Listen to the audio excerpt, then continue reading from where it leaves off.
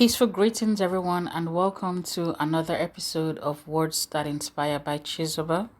Today, I am going to be exploring the difference between being alone and being lonely.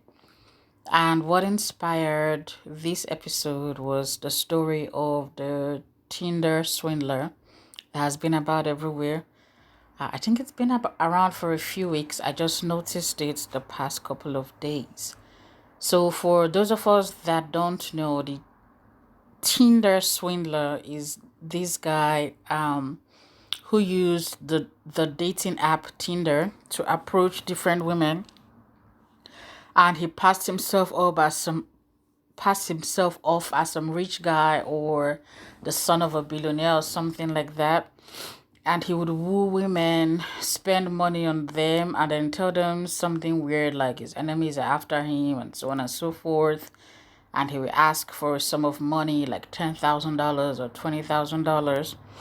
And to start with, when they gave him the money, he would pay them back, maybe double. And then after a while, he would ask again. And that essentially established some kind of trust. After all, he had paid back the initial one and he would ask for a higher amount. And he would take the money and then he would leave. And he was doing this with multiple women at the same time. So the money he got from A, he would use for B, and the money he got from C, he would use for A, and so on and so forth. And I think there was a documentary or a movie or something about it recently on Netflix.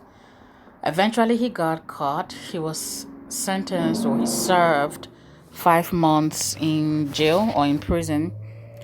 And then he got released. And recently, I heard he has gotten himself representation at an entertainment agency, and he is going around charging $20,000 for club appearances. So let me get a few things out of the way. I think what he did was inhuman. Anyone who toys with the emotions of another human being, that is just a really horrible person. That person to me is subhuman, actually. Because when you deliberately win trust over from someone, trust is such an intimate thing. And you deliberately win someone's trust knowing you're going to break it and shatter it, and you toy with their emotions on purpose, knowing they could suffer from a broken heart. Our emotional well-being is tied to our mental well-being, which is ultimately tied to our physical well-being. There are people who have gone through emotional trauma or emotional pain and find themselves just in a mentally horrible place. They get really depressed. Unfortunately, some people get to a place where they take their own lives. Some are just emotionally stunted or closed off and do not engage with humans again, or they just lose all trust in themselves as well. They find it difficult to forgive themselves. They lose all trust in their decisions to make abilities or to assess people. It is just a horrible, horrible place for anyone to live emotionally and mentally, and for anyone to deliberately make someone get to that point. That is just awful. And while I think the jail sentence he got was so little, only 5 months, that kind of crime to me should be at least 30 years, because that's a horrible thing you're doing to people, in addition to defrauding them of money. But while I believe what the punishment he got was so little, I believe in God. I believe there is going to be justice at some other point. He is going to pay the full price for what he did, because if he doesn't seem like someone who is repentant for what he has done.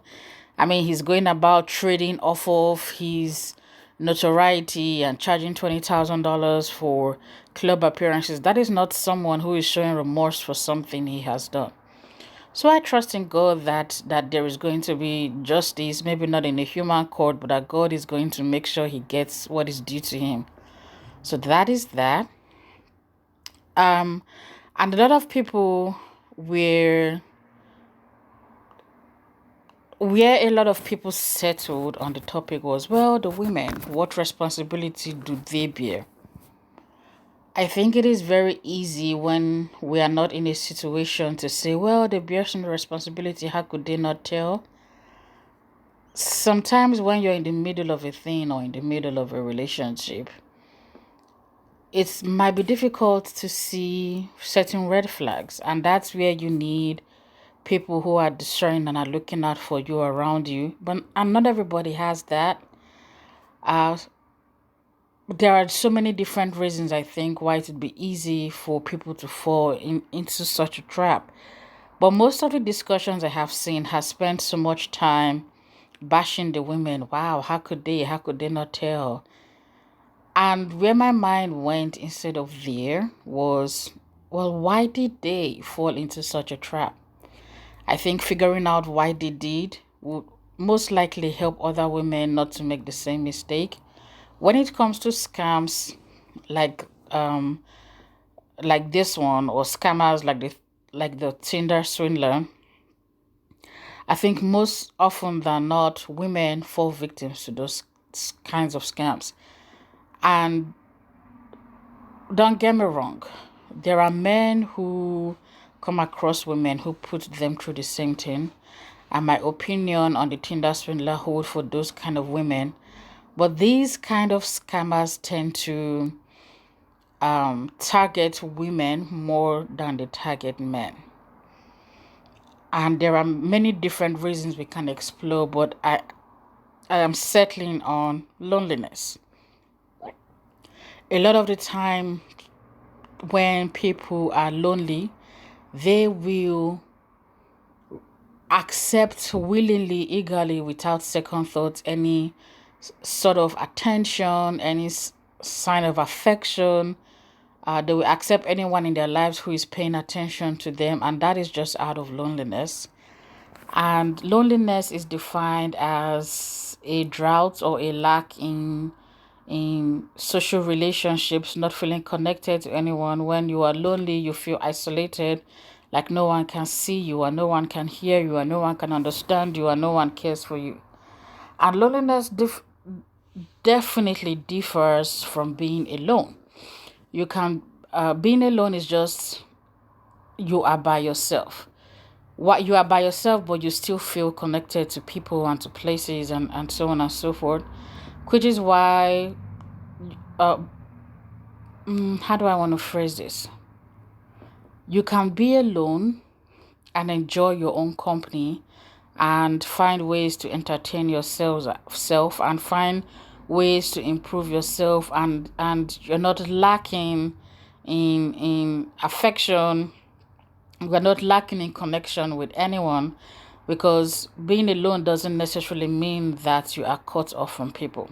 However, you can be lonely in a group of people. You can live in a house full of people and be very lonely because maybe people are not paying attention to you, or are ignoring you, or are not vested in your well-being, or there is no connection between you and that person. I have seen married couples who live in the same house, have kids in the same house, but are almost more like acquaintances or roommates. There is no connection there. And so if one of those spouses maybe doesn't have friends or doesn't have family, it is so very easy in that house with a spouse to feel lonely. So that is the difference between being lonely and being alone. And I think women tend to be lonely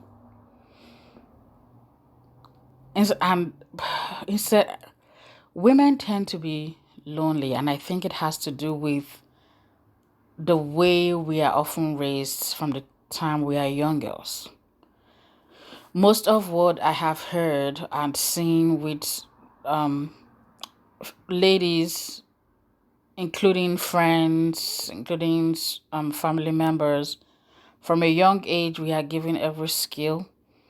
We are taught how to be a wife, a companion for someone else. We are taught how to cook, how to clean, how to run a household, how to raise kids, do the laundry, how to sew, so on and so forth. Those skills are emphasized, and often the message, both implicitly and explicitly, is passed across that the highest achievement a woman can get is being married. or being in a relationship. And don't get me wrong, I believe in marriage. However, I don't think it is the be all end all of what God has purposed for women on the earth. Like every human being, men and women, are born with a purpose that is supposed to benefit others and benefit the world and spread the gospel. But marriage is not the be all end all. It's one of the, what do I want to call it? One of the phases and stages in life that God has planned for us. Being married and having kids. But it is not a pinnacle of achievement. I have seen a lot of friends who got married so early because that is the expectation. Girls are expected to go directly from their father's houses to their husband's houses unless they have a job. And even then, wherever they live because of the job is supposed to be an extension of their parents' home. And then the next thing is to live with their husbands and have their own families and raise children. Now, I have been blessed to have parents who, of course, would love to see me get married, but have never pushed me from when I was younger. Have never presented marriage as, wow, this is the best thing you can ever do in your life as a woman, is to get married. However, I know people who have raised their children to believe that. Those are the same people who, as soon as I turned 19, were wondering, wow, why is she's about 19 and she's not yet married at the age of 19? And by 22, it was, oh my God, she's 22, she's not yet married. What happened? Almost as if it was a crime, almost as if it was a curse or a disease by the age of 22 not to be married. And of course, no one wants to get married at a later age, but I also believe God's timing is everything. If we trust in God, He will make it happen. And in the meantime, there are so many other things we can be doing. But that is that. I don't want to digress from my topic.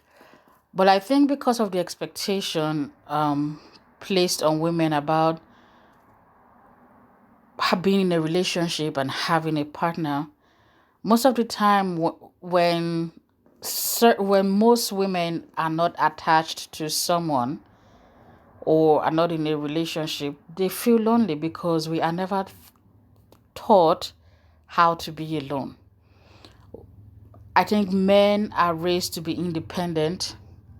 Men are raised to ultimately be the head of their homes, but boys and men, there's an expectation be independent. Learn when you're on your own how to be resourceful, how to keep yourself company, how to enjoy what you're doing, how to improve yourself. And they are taught how to be alone. However, women are not given those skills, or there is not that expectation, so we often don't develop those skills. Now, of course, things are changing, but the overall, or rather the majority of women are still brought up in the same way. The expectation is get married, have a partner, have a spouse, or have suitors, be courting, be dating, something along those lines. So to me, that is my theory on why women are often the victims of such scams. Of course, you can factor in the fact that women tend to be more emotional than men. That could also be a factor, but I think loneliness is also a big part of it.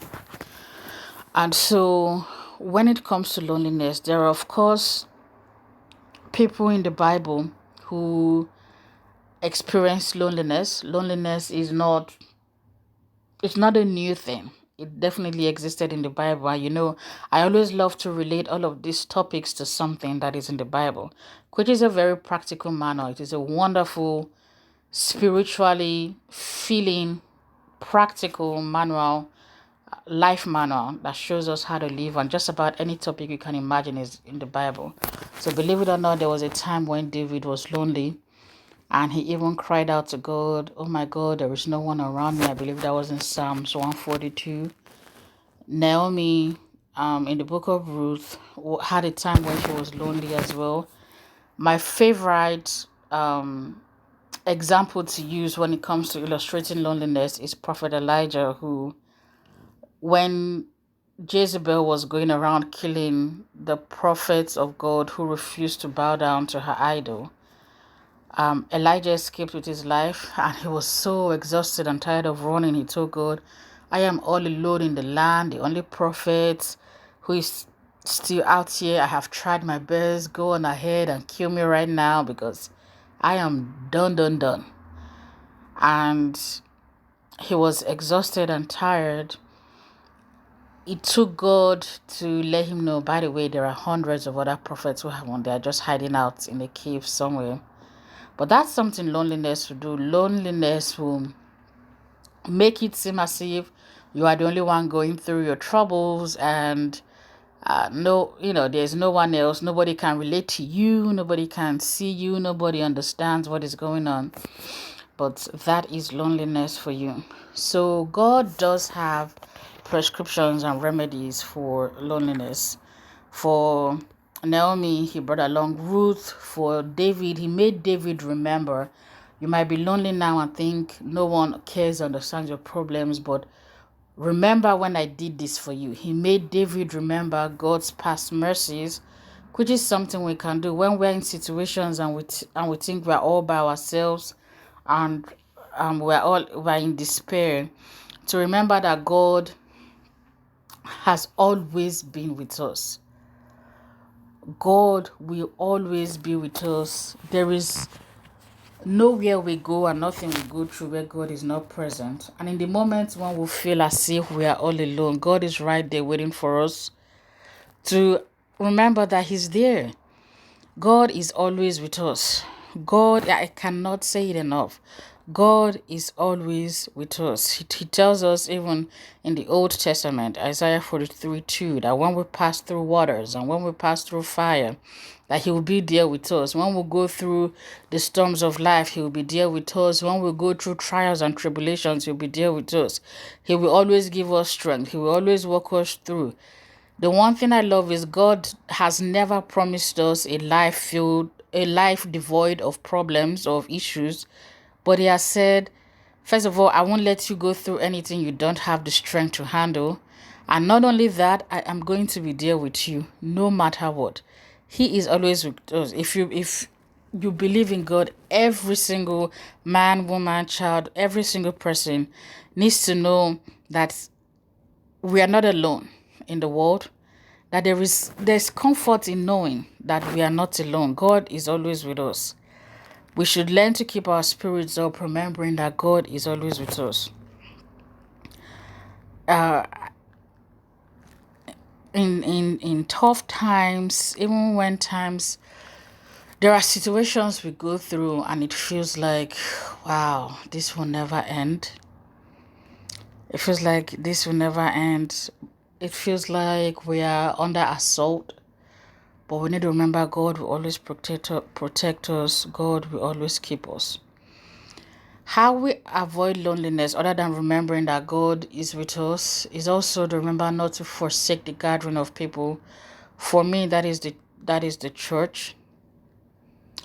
However, I am also very careful to state that not every church is a good gathering place. There are churches where, I think in one of my videos, there are churches that are helmed by pastors who are out to spiritually abuse others. Which is why you need to have a discerning spirit and to check in with God before you join a church. If you're going to a church and you don't feel filled, you're always anxious, almost as if you're always being threatened. Nothing, I don't see it. There's nowhere in the Bible where God threatens us. God doesn't say, if you don't give me 10 cows, you will die today. If you don't give $10,000, your problems will never end. God has never asked us to pay for blessings. We cannot pay. God is the God of the whole world. We cannot buy what God has. We cannot buy blessings. We cannot buy His power. But if you're in a church where it's always about, pay this money so that God will do this, you need to think twice. If you're in a church where you are not spiritually filled, where you go feeling emptier than when you walked in, you need to start praying to God about a different church, and you need to go to, I always tell people, you need to go to a church that prays, and you need to go to a church that studies the Bible, and you need to be in a church that is led by somebody who is not afraid to preach about sin. I'm not into, I believe God has called us to be prosperous, but I'm not into a church where all you hear about is, oh yeah, God will give you, just sow a seed, and God will give you all your heart's desires. Of course, that is part of the Bible and part of what God wants for us. But there are other things in the Bible. There are teachings about marriage, about how to raise children, about living a holy life, about living a sin-free life, and the fruits of the Spirit, and how to conduct yourself. And there are so many different wonderful things in the Bible. So for people to only focus on, oh, God wants you to be prosperous and rich, I have an issue with that. So make sure you are going to a church and attending a church where every single subject in the Bible is discussed, it's not being shied away from, and a church that prays. I would recommend my church, but I also believe not every church is for everyone. House of Praise Baltimore. Go to our website if you're in the area, come by and visit. All right. So don't forsake the gathering of the brethren. Remember to check in at church, and also be careful not to be alone for too long. As much as I preach about the benefits in being alone, oh, I don't think I talked about it earlier, but there are definitely benefits in being alone. You can focus on a lot of things, especially when you are single. First of all, I don't believe in living together with anybody before you get married. And even if you're dating or courting or you're engaged, as long as you haven't gone before God to make a vow about your marriage and sign the piece of paper at the courthouse legally binding you as husband and wife, I don't believe you should be living together under the same roof. That's just me. So while you are single, so until those two things have been done, to me, you're still considered single. While you are single, there are many benefits to being alone, because later in life, when you get married or have kids, there are so many things you cannot do, because now you need to learn to compromise a lot of what you want to do to fit in with the other person, and vice versa. And then when you have kids, that's a whole totally different ball game. So there are benefits to being alone, how you can target focus on a lot of things and work as many hours as you need to, and do as many projects as you want to, and travel and gain experiences and build yourself up and take classes and dot dot dot. But if you're alone for too long, it can lead to loneliness, it can lead to depression, it can lead to anxiety, it can lead to social withdrawal, it can lead to all sorts of things. So even if you are comfortable being alone, be very careful not to be alone for far too long. Remember to always be plugged into your relationships, and make sure you are an equal partner in any relationships that you have. If you are already in a space where you are lonely, the Bible can be a great source of guidance. The Bible can be a great source of comfort. It has so many important teachings. It brings you closer to God. I think it drives home the point that God is with you. Maybe see a therapist as well, or if you're in a good church, maybe talk to your pastor. But God to me is the first stop. And if you're in a place where you don't even know what to say, how to pray, how to get started, a good church, you go to a good church and a good pastor to lead you and to guide you. And I'm never one to shy away I believe in therapy and counseling and building up your mental well-being. You know what? If you need to talk to a therapist, there are options out there. These days, you can even do telehealth. If you don't feel like going into the doctor's office, through the phone or through video conferencing, you can get a great therapist. There are a lot of Christian therapists and Christian counselors out there that you can speak to.